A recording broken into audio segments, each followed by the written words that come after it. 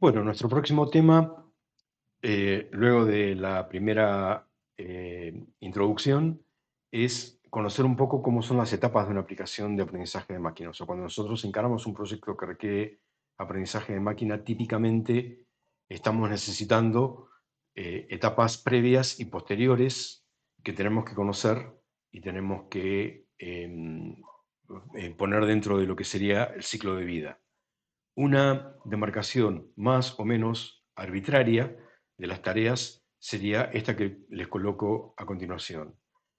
Identificar la demanda, interpretar los requerimientos. Esto parece obvio, pero en general nosotros creemos que estamos interpretando la demanda, pero como pasa en la especificación de software, es todo un arte y toda una ciencia interpretar lo que está requiriendo la persona o el grupo o la institución que nos pide la aplicación de aprendizaje de máquina. Es súper delicado este tema y es muy importante ser amplios y ser elásticos a la hora de conceptualizarlo. Luego tenemos que identificar la fuente de la información que necesitamos y procurar esos datos. A esa tarea típicamente se la denomina data munging en la bibliografía. Luego tenemos una etapa que es la preparación de los datos, donde lo que queremos hacer es convertir los datasets que contamos a un formato que sea adecuado para la tarea de aprendizaje.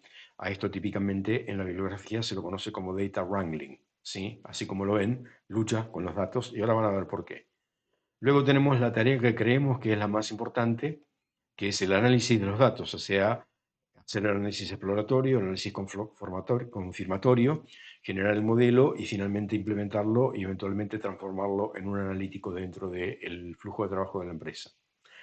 Y finalmente, comunicación de los resultados, generar tableros de comando, hacer visualización interactiva, etcétera, etcétera. Este último tema, como el primero, la identificación de los requerimientos y la comunicación de los resultados, son temas bastante delicados porque tenemos que tener la capacidad de interactuar con las y los demandantes y usuarias y usuarios finales para poder entender exactamente qué es lo que necesitan y cómo quieren que esa información esté presentada. ¿Sí? Esto es todo un arte y es bastante, bastante complejo. Sí, recientemente está surgiendo, digamos, una especie de dashboards 2.0, que es lo que se conoce como Visual Storytelling, que básicamente consiste en generar tableros de comando accionables, interactivos, programables, que tengan, digamos, todas las virtudes que nos permitan visualizar de una manera lo más elocuente posible el resultado de nuestro modelo. Y por último, como cosas extras, o sea, como cosas que van en paralelo al desarrollo, la generación de documentación, el uso de seguridad informática, la gestión de la privacidad de los datos, que es un tema muy delicado en aprendizaje de máquina porque es muy común que de manera inadvertida podamos vulnerar la privacidad de personas al analizar su información, y aspectos legales que a veces no son menores. Esto último, básicamente, son responsabilidades de lo que se conoce como gobernanza de datos, que es cómo vamos a organizar el flujo de información dentro de nuestra plataforma, de manera tal de que sea posible hacer auditoría, de que sea posible hacer rollback en el caso de que descubramos algo que sea importante o que sea un error. Bueno, todo ese tipo de cosas tienen que estar formando parte también de nuestra arquitectura. De todas estas etapas, la que lejos demanda más tiempo es la preparación de los datos. ¿Sí? Hay como una especie de ley de Pareto que se aplica acá. ¿Sí? El 20% de las tareas, que es la preparación de los datos, lleva el 80% del tiempo. Y ahora vamos a ver un poco el por qué esto sucede de esta manera. Bueno, respecto de los datasets, hay cantidades astronómicas de datos. Yo les puse esta infografía que es muy antigua, es de 2009. No es fácil conseguir este tipo de datos más nuevos, pero solamente en Estados Unidos y en 2009, fabricación discreta, estamos ya cerca del exabyte. Yo creo que no exagero, me quedo cortísimo si digo que podríamos pensar que estas cantidades se pueden haber multiplicado por 1000 en los 14 años que pasaron desde entonces y se podrían multiplicar por 10 más si tuviésemos en cuenta todo el planeta, ¿no? Porque fabricación discreta, hay varios países que tienen mucha fabricación discreta, probablemente Japón y Alemania tengan más que Estados Unidos. Sí, pero fíjense la enormidad de datos, fíjense el último de todos, construcción, no solamente es el último, sino lo lejos que está del anteúltimo. Y esto, bueno, tiende a confirmar algo que ya estamos conociendo en esta formación, que es construcción es la vertical productiva que más lejos está de la transformación digital. Bueno, ¿cuál es el origen de los datos? Podemos tener datos que son legacy, por llamarlo de alguna manera, y que hay que digitalizarlos de alguna manera, versus datos nativos digitales que ya directamente se cargan a través de formularios electrónicos, por ejemplo. Datos generados por humanos, por ejemplo, lo que yo busco en mi buscador, versus datos generados por máquinas. Por ejemplo, lo que hace mi celular, por más que yo no le dé permiso, lo que mi celular le dice a Google que estoy haciendo u otras corporaciones. Datos públicos versus datos de pago, ¿sí? En los data markets y sobre todo en la red oscura es posible conseguir datos de prácticamente todo, ¿sí? Lo que compraste, dónde lo compraste, ese tipo de cosas, eso se compra y se vende. Creo que todos y todas hemos pasado por la experiencia de comprar algo en Mercado Libre y que al rato vamos a nuestro Facebook y empezamos a recibir publicidad de ese tipo de productos y vos decís, bueno, ¿qué relación hay entre Mercado Libre y Facebook? Evidentemente se comparten los datos, se los compran.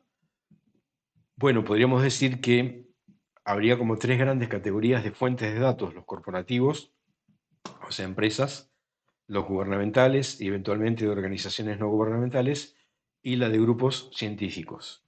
Y otra posible categorización no menos importante es datos estructurados, estoy pensando típicamente en SQL, datos semiestructurados, estoy pensando en cosas que ustedes a lo mejor conocen, como puede ser JSON o XML, pero también incluiríamos ahí datos de sensores, sí, todo lo que son data frames, son datos semiestructurados.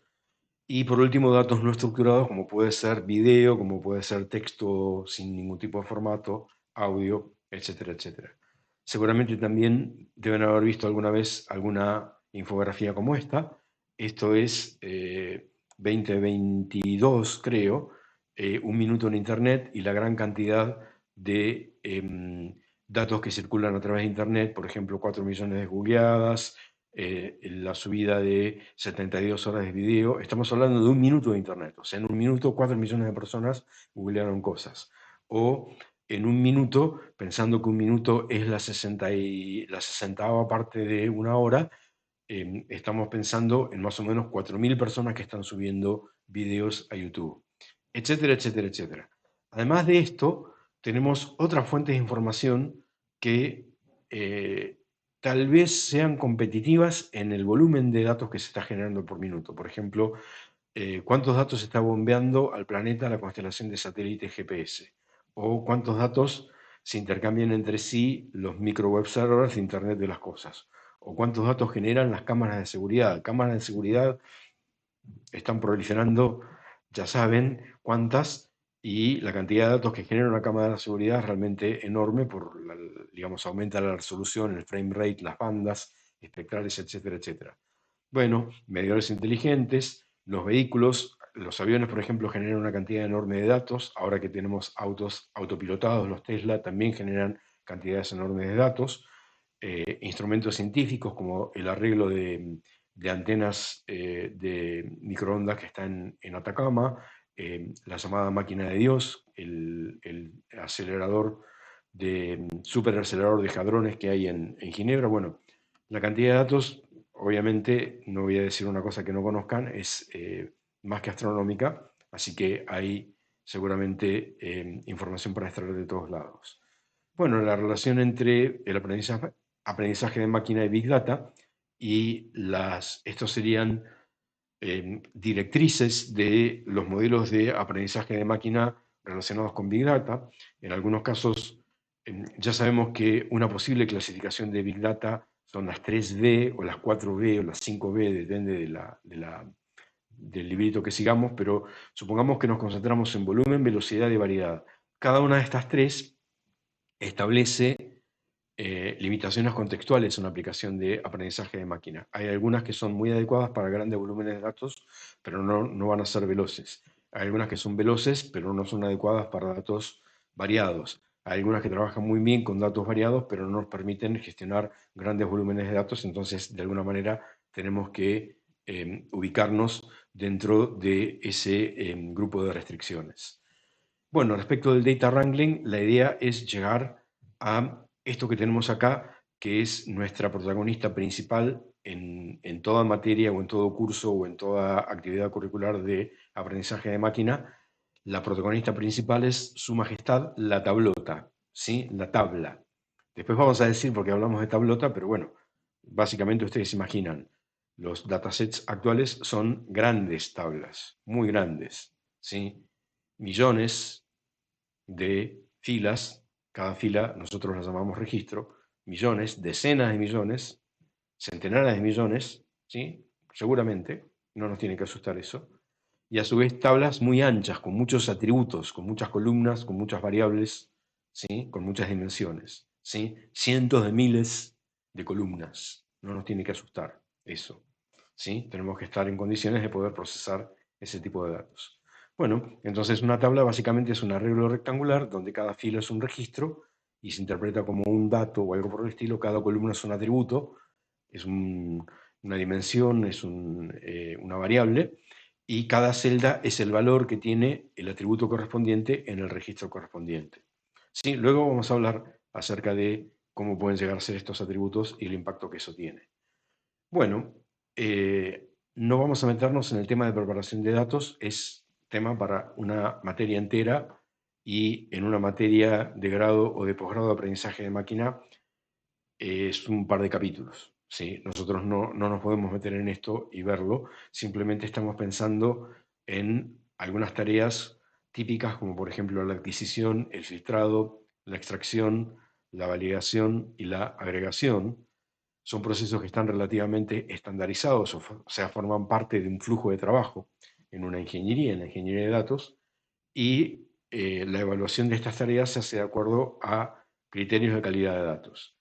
Sí, en general, estos flujos de trabajo se sistematizan y automatizan a través de servidores de gobernanza, lo cual, como decíamos recién en el video anterior, otorga trazabilidad, otorga auditabilidad, nos permite hacer rollback, nos permite, bueno, ver qué es lo que pasa. Esto también está relacionado con Big Data porque la idea de la gobernanza es almacenar todos los datos y todos los procesos, no nos importa, no estamos tratando de ahorrar espacio de almacenamiento, de manera tal de que todo después pueda ser sujeto a análisis en casos ulteriores.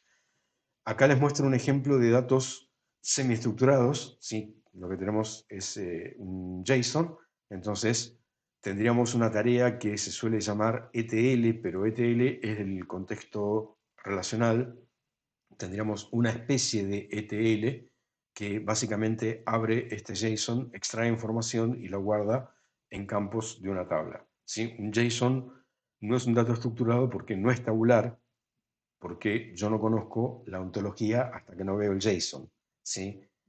Básicamente eso me representa un diccionario acá, y yo no sé cuántas claves tiene y por lo tanto no lo puedo predecir. ¿Sí? Esto es lo que un poco diferencia a los datos relacionales de los no relacionales. En los datos relacionales yo tengo ontologías estáticas, ¿sí? Antes de correr un solo ejemplo ya conozco perfectamente cómo van a ser los datasets y cómo van a ser las tablas. En este contexto no puedo trabajar de esa manera porque los datasets se van conformando en forma dinámica, porque aparecen nuevas aplicaciones, porque aparecen nuevas redes sociales, porque aparecen nuevas cosas y lo que yo tengo instalado tiene que adaptarse. Por eso es que estamos trabajando con bases de datos no SQL en las que yo puedo programar estas tareas utilizando scripts de Python. Bueno, una cuestión muy importante que se hace en la preparación de los datos es la conciliación de datasets. Por ejemplo, yo puedo tener acá dos datasets que provienen de lugares diferentes y los tengo que conciliar para luego unirlos en un único dataset. Entonces, supongamos que hay una columna en cada uno de ellos que contiene datos que deberían ser iguales, ¿sí? Por ejemplo, yo tengo acá datos que me bajé de, no sé, el Registro Nacional de las Personas y tengo acá el dataset de el CRM de mi empresa, o tengo los datos del registro de la persona. Entonces, si por ejemplo la dirección coincide, bueno, estamos felices, la dirección que me aparece en el RNP coincide con la dirección que me puso la usuaria cuando se creó la cuenta en mi sistema de usuarios. Si la dirección no coincide, bueno, ahí tengo una oportunidad. Tengo una oportunidad importante porque, bueno, tiene lógica y tiene razonabilidad que la dirección no coincida y por lo tanto yo podría tener primero un criterio, ¿sí? Estos son los criterios de gobernanza y el criterio puede ser, podría ser, yo estoy especulando, el criterio podría ser, me quedo con la dirección más nueva, ¿sí? O sea, si la persona se registró antes del censo y tengo otra dirección en el censo, entonces considero que se mudó y considero que su dirección actual es la que me aparece en el censo, o viceversa. Pero también, insisto, tengo una oportunidad porque puedo con esto darme cuenta que la persona se mudó y puedo hacer un analítico que peine el dataset en forma vertical y vea cuánta gente se mudó y cuántos se mudaron de dónde a dónde, y ahí tengo información que es potencialmente valiosa para la empresa. Se la puedo vender a una compañía de mudanzas, por ejemplo. ¿Sí? Esto yo lo digo en chiste, pero no es en chiste, esto está pasando todo el tiempo. ¿Sí? Está todo el tiempo lleno de buscadores de oportunidades que obviamente cuando la aciertan la juntan en pala porque obviamente vos enganchás algo muy importante. Un ejemplo diferente puede ocurrir cuando los datos que no me coinciden deberían coincidir, por ejemplo el DNI, ¿sí? Entonces, si me aparece un DNI equivocado me aparece un DNI diferente en el registro y en el sistema de usuarios, tengo que suponer que la persona que se creó el usuario o se equivocó o quiere poner una identidad falsa. Y ahí el criterio, obviamente, es un criterio de autoridad y de credibilidad y no un criterio de temporalidad. ¿Sí? Insisto, esto es reglas de gobernanza, es una política que la decide la empresa y se programa y de esa manera yo genero curación de datasets y genero también datasets derivados con este tipo de oportunidades. ¿Sí? A una persona que me puso como DNI 11111111, bueno, lo voy a mirar con lupa porque dice, bueno, che, ¿por qué no quiere decir qué es lo que le pasa? Bueno, obviamente me encuentro con situaciones en las cuales tengo un dato faltante. Si es un DNI, una dirección, bueno, no hay problema, lo completo, pero hay veces que no tengo cómo completar ese dato, entonces lo que hacemos es lo que se denomina una imputación. ¿Esto qué quiere decir? Quiere decir que a partir de algún criterio, que también es una política empresarial, completo ese dato a partir de un análisis de datos que sí estén disponibles. Un ejemplo de imputaciones, por ejemplo, no conozco la edad de la persona, pero la persona declara su DNI, entonces a partir del DNI, más o menos un año, yo puedo determinar la edad de la persona. ¿Sí? Ese tipo de cosas son bastante comunes. Ahí básicamente lo que estamos pensando conceptualmente es hay dos columnas, una con los DNIs y otra con las edades, y hay una fuerte correlación entre los números que aparecen en los DNIs y las edades. ¿Sí? Esta es una forma, por llamarlo de alguna manera, vertical de hacer imputaciones. Hay formas horizontales de hacer imputaciones. Por ejemplo, a partir de otras características, inferir la característica que me está faltando. ¿Sí? Por ejemplo, a partir de la estatura de la persona y a partir de asumir un índice de masa corporal normal, infiero el peso, le hago una imputación al peso. ¿Sí? Esto, insisto, es tan amplio y variado como puede ser. Esto, estudiarlo bien y conocerlo bien lleva una buena parte de una materia. No lo podemos ver en esta actividad curricular, lo vemos por arriba. Y otra tarea que es muy importante en el data wrangling es el reshaping de los datasets, ¿sí? Básicamente porque hay veces que tenemos que trabajar nuestros datasets de manera horizontal o de manera vertical, como decíamos recién, para hacer una imputación a través de una regresión o para hacer una imputación a través de una clasificación, por ejemplo.